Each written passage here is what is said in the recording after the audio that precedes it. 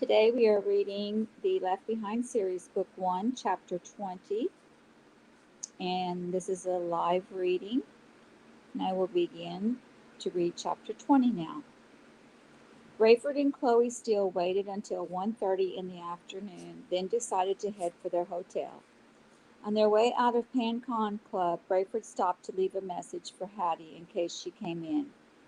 "We just got another message for her," the girl at the counter said. "A secretary for Cameron Williams said Mr. Williams would catch up with her here if she would call him when she got in." "When did that message come in?" Rayford asked. Just after 1.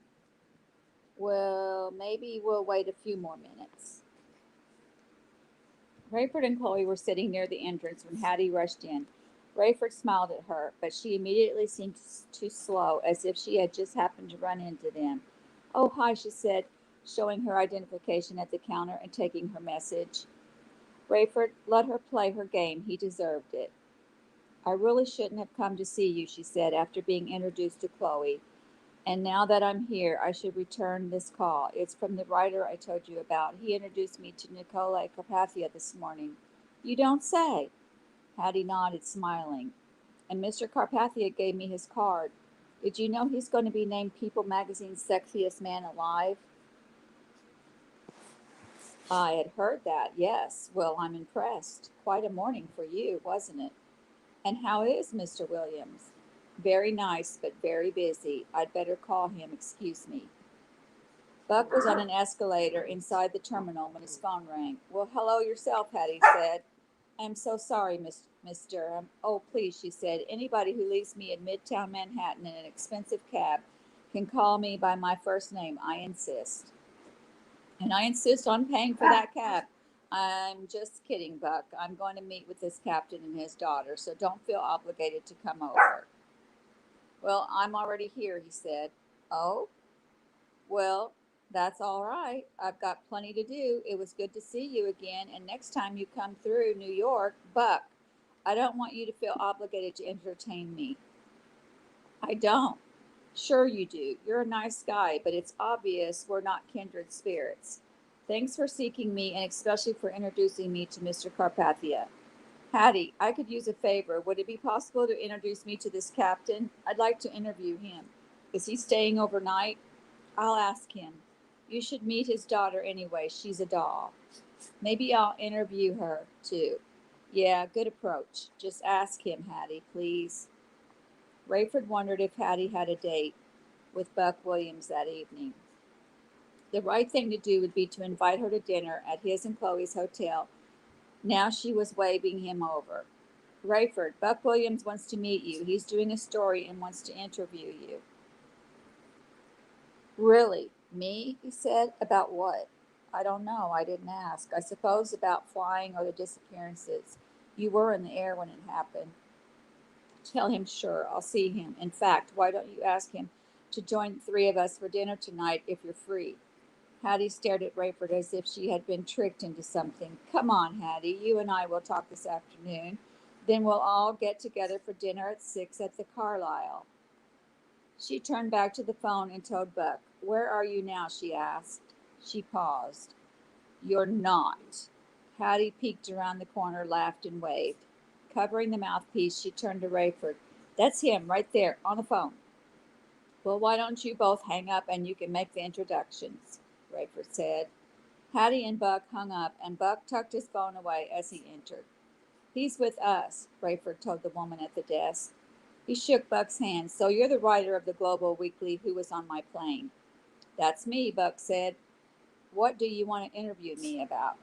"Your take on the disappearances. I'm doing a cover story on the theories behind what happened, and it would be good to get your perspective as a professional and as someone who was right in the middle of the turmoil when it happened." What an opportunity, Rayford thought. "Happy to," he said. "You can join us for dinner, then?" "You bet," Buck said. "And this is your daughter?" Buck was stunned. He loved Chloe's name, her eyes, her smile. She looked directly at him and gave a firm handshake, something he liked in a woman. So many women felt it was feminine to offer a limp hand. What a beautiful girl, he thought. He had been tempted to tell Captain Steele that, as of the next day, he would no longer be just a writer, but would become executive editor.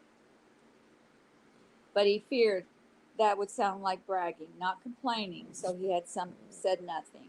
Look, Hattie said, the captain and I need a few minutes, so why don't you get acquainted and we'll all get back together later. Do you have time, Buck? I do now, he thought. Sure, he said, looking at Chloe and her father. Is that all right with you two? The captain seemed to hesitate, but his daughter looked at him expectantly. She was clearly old enough to make her own decisions, but apparently she didn't want to make things awkward for her dad. It's okay, Captain Steele said hesitantly. We'll be in here. I'll stash my bag and we'll just take a walk in the terminal, Buck said. If you want to, Chloe. She smiled and nodded. It had been a long time since Buck had felt awkward and shy around a girl. As he and Chloe strolled and talked, he didn't know where to look and was self-conscious about where to put his hands.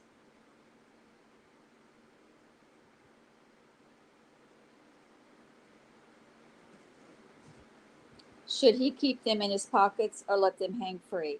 Let them swing? Would she rather sit down or people watch or window shop? He asked her about herself and where she went to college, what she was interested in. She told him about her mother and her brother, and he sympathized. Buck was impressed at how smart and articulate and mature she seemed. This was a girl he could be interested in, but she had to be at least 10 years younger than he was. She wanted to know about his life and career. He told her anything she asked, but little more. Only when she asked if he had lost anybody in the vanishings did he tell her about his family in Tucson and his friends in England. Naturally, he said nothing about the Stonigal or Todd Cothran connections. When the conversation lulled, Chloe caught him gazing at her, and he looked away. When he looked back, she was looking at him. They smiled shyly. This is crazy, he thought. He was dying to know if she had a boyfriend, but he wasn't about to ask. Her questions were more along the lines of a young person asking a veteran professional about his career. She envied his travel and experience. He pooh-poohed it, assuring her she would tire of that kind of a life. Ever been married? She asked. He was glad she had asked. He was happy to tell her no, that he had never really been serious enough with anyone to be engaged. How about you? He asked, feeling the discussion was now fair game. How many times have you been married? She laughed. Only had one steady. When I was a freshman in college, he was a senior. I thought it was love, but when he graduated, I never heard from him again. Literally? He went on some kind of an overseas trip, sent me a cheap souvenir, and that was the end of it. He's married now. His loss. Thank you. Buck felt bolder. What was he, blind? She didn't respond. Buck mentally kicked himself and tried to recover. I mean, some guys don't know what they have. She was still silent, and he felt like an idiot. How can I be so successful at some things and such a klutz at others? He wondered. She stopped in front of a gourmet bakery shop. You feel like a cookie? She asked. Why? Do I look like one? How did I know that was coming? She said. Buy me a cookie, and I'll let that groaner die a natural death. Of old age, you mean, he said. Now that was funny. Rayford was as earnest, honest, and forthright with Hattie as he had ever been. They sat across from each other in overstuffed chairs in the corner of a large, noisy room where they could not be heard by anyone else. Hattie, he said, I'm not here to argue with you or even to have a conversation. There are things I must tell you, and I want you just to listen. I don't get to say anything because there may be things I'll want you to know too. Of course, I'll let you tell me anything you want, but the first part, my part. I don't want to be a dialogue. I don't want to be a dialogue. I have to get some things off my chest, and I want you to get the whole picture before you respond, okay? She shrugged. I don't see how I have a choice. You had a choice, Hattie. You didn't have to come. I didn't really want to come. I told you that, and you left that guilt trip message begging me to meet you here. Rayford was frustrated. You see what I didn't want to get into, he said. How can I apologize when all you want to do is argue about why you're here? You want to apologize, Rayford? I would never stand in the way of that. She was being sarcastic, but he had gotten her attention.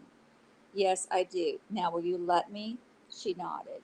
Because I want to get through this, to set the record straight, to take all the blame I should, and then I want to tell you what I hinted at on the phone the other night about how you've discovered what the vanishings are all about.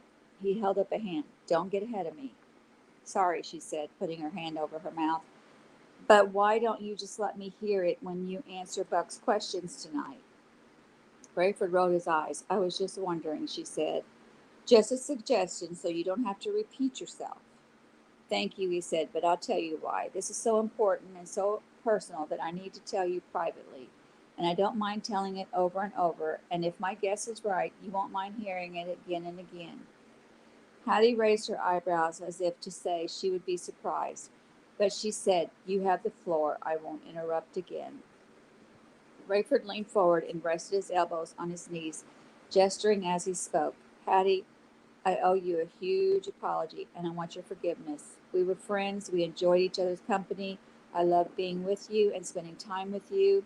I found you beautiful and exciting, and I think you know I was interested in a relationship with you. She looked surprised, but Rayford assumed that, had it not been for her pledge of silence, she would have told him he had a pretty laid-back way of showing interest. He continued, Probably the only reason I never pursued anything further with you is because I didn't have any experience in such things. But it was only a matter of time. If I had found you willing, I'd have eventually done something wrong. She furrowed her brow and looked offended. Yes, he said, it would have been wrong. I was married, not happily and not successfully, but that was my fault. Still, I had made a vow, a commitment, and no matter how I justified my interest in you, it would have been wrong. He could tell from her look that she disagreed. Anyway, I led you on. I wasn't totally honest. But now I have to tell you how grateful I am that I didn't do something, well, stupid. It would not have been right for you either. I know I'm not your judge and jury, and your morals are your own decision, but there would have been no future for us. It isn't just that we're so far apart in age, but the fact is that the real interest I had in you was physical. You have a right to hate me for that, and I'm not proud of it. I did not love you. You have to agree that would have been no kind of a life for you. She nodded, appearing to cloud up. He smiled. I'll let you break your silence temporarily, he said. I need to know that you at least forgive me. Sometimes I wonder if honesty is always the best policy, she said. I might have been able to accept this if you had just said your wife's disappearance made you feel guilty about what we had going. I know we didn't really have anything going yet, but that would have been a kinder way to put it. Kinder but dishonest, Hattie. I'm through being dishonest. Everything in me would rather be kind and gentle and keep you from resenting me, but I just can't be phony anymore. I was not genuine for years. And now you are? To the point where it's unattractive to you, he said. She nodded again. Why would I want to do that? Everybody likes to be liked. I could have blamed this on something else, on my wife, whatever. But I want to be able to live with myself. I want to be able to convince you when I talk about even more important things that I have no ulterior motives. Hattie's lips quivered. She pressed them together and looked down, a tear rolling down her cheek. It was all Rayford could do to keep from embracing her. There would be nothing sensual about it, but he couldn't afford to give a wrong signal. Hattie, he said, I'm so sorry. Forgive me. She nodded, unable to speak. She tried to say something, but couldn't regain her composure.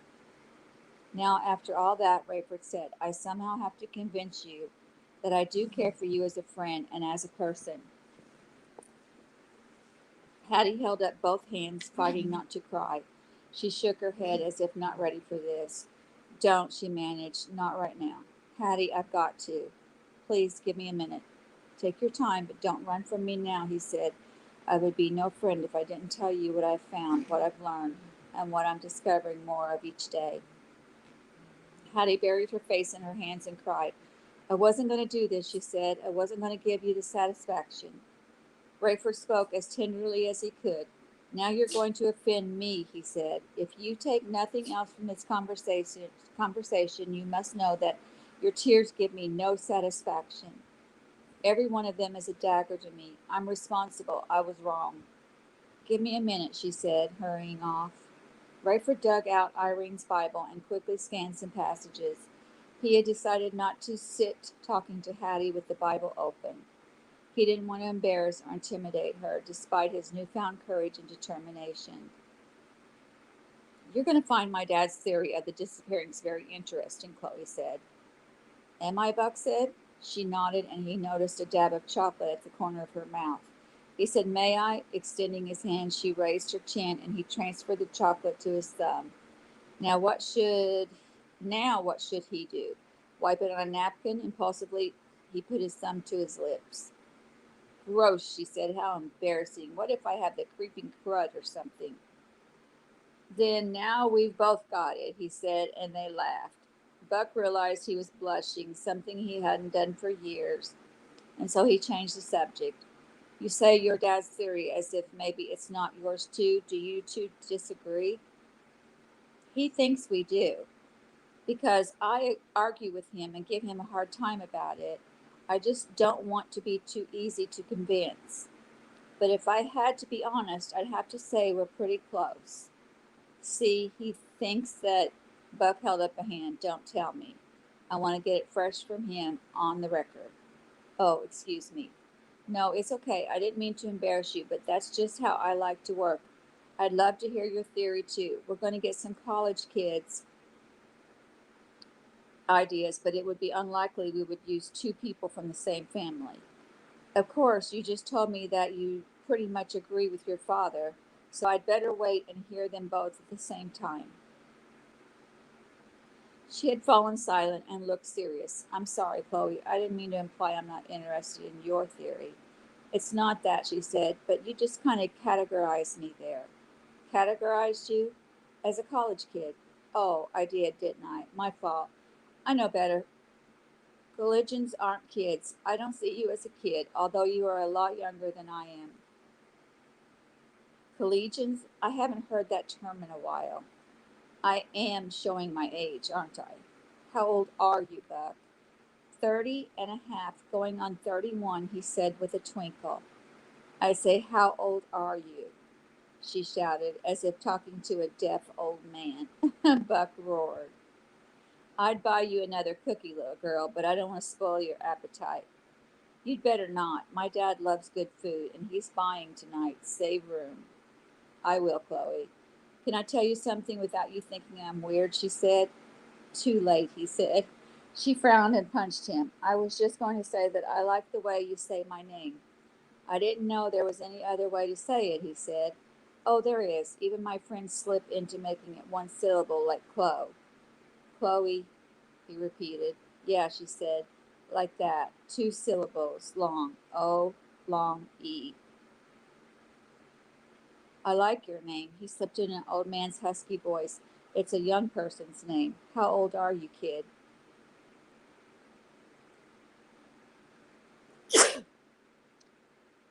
20 and a half, going on 21. Oh my goodness, he said, still in character. I'm consorting with a minor. As they headed back toward the PanCon Club, Chloe said, If you promise not to make a big deal of my youth, I won't make a big deal of your age. Deal, he said, a smile playing at his lips. You play a lot older. I'll take that as a compliment, she said, smiling self-consciously as if she wasn't sure he was serious. Oh, do, he said. Few people your age are as well read and articulate as you are. That was definitely a compliment, she said. You catch on quick. Did you really interview Nikolai Carpathia? He nodded. We're almost buddies. No kidding? Well, not really, but we hit it off. Tell me about him. And so Buck did. Hattie returned slightly refreshed, but still puffy-eyed, and said again, as if ready for more punishment. Rayford reiterated that he was sincere about his apology, and she said, Let's just put that behind us, shall we? I need to know you forgive me, he said. You seem really hung up on that, Rayford. Would that let you off the hook, ease your conscience? I guess maybe it would, he said. Mostly it would tell me you believe I'm sincere. I believe it, she said. It doesn't make it any more pleasant or easier to take, But if it makes you feel better, I do believe you mean it, and I don't hold grudges, so I guess that's forgiveness. I'll take what I can get, he said. Now I want to be very honest with you. Uh-oh, there's more. Or is this where you educate me about what happened last week? Yeah, this is it. But I need to tell you that Chloe advised against getting into this right now. In the same conversation as the other, you mean, right? Smart girl, she said. We must understand each other. Well, you're not that far apart in age. Wrong thing to say, Rayford. If you were going to use that "you're young enough to be my daughter" approach, you should have brought it up earlier. Not unless I fathered you when I was 15, Rayford said. Anyway, Chloe is convinced you're not going to be in the mood for this just now. Why? Does this require some reaction? Do I have to buy into your idea or something? That's my hope. But no, if it's something you can't handle right now, I'll understand. But I think you'll see the urgency of it. Rayford felt much like Bruce Barnes had sounded the day they met. He was full of passion and persuasion, and he felt his prayers for courage and coherence were answered as he spoke. He told Hattie of his history with God, having been raised in a church going home, and how he and Irene had attended various churches throughout their marriage. He even told her that Irene's preoccupation with end-time events had been one thing that made him consider looking elsewhere for companionship.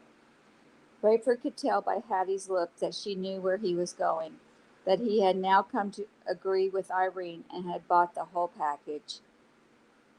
Hattie sat motionless as he told the story of knowing what he would find at home that morning after they had landed at O'Hara. He told her of calling the church meeting, Bruce's story, the DVD, their studies, the prophecy from the Bible, the preachers in Israel that clearly paralleled the two witnesses spoken of in the Revelation. Rayford told her how he had prayed the prayer with the pastor as the DVD played, and how he now felt so responsible for Chloe and wanted her to find God too. Hattie stared at him. Nothing in her body language or expression encouraged him. But he kept going. He didn't ask her to pray with him. He simply told her he would no longer apologize for what he believed. You can see at least how if a person truly accepts this, he must tell other people. He would be no friend if he didn't. Hattie wouldn't even give him the satisfaction of a nod to concede that point. After nearly half an hour, he exhausted his new knowledge and he concluded, Hattie, I want you to think about it, consider it, watch the DVD, talk to Bruce if you want to. I can't make you believe. All I can do is make you aware of what I have come to accept as the truth. I care about you and wouldn't want you to miss out simply because no one ever told you. Finally, Hattie sat back and sighed.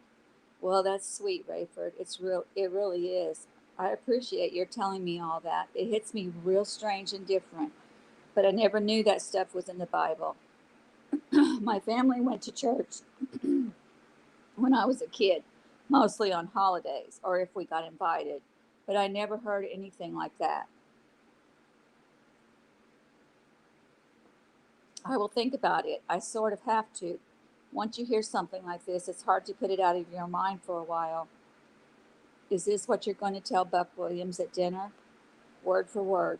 She chuckled. Wonder if any of it will find its way into his magazine. Probably along with space aliens, germ gas, and death rays, Rayford said. And that is the end of chapter 20. And next we'll be reading chapter 21. Just watch out for the next video that I'll be putting out, and it will have chapter 21 in it. Thank you for listening, and have a wonderful day.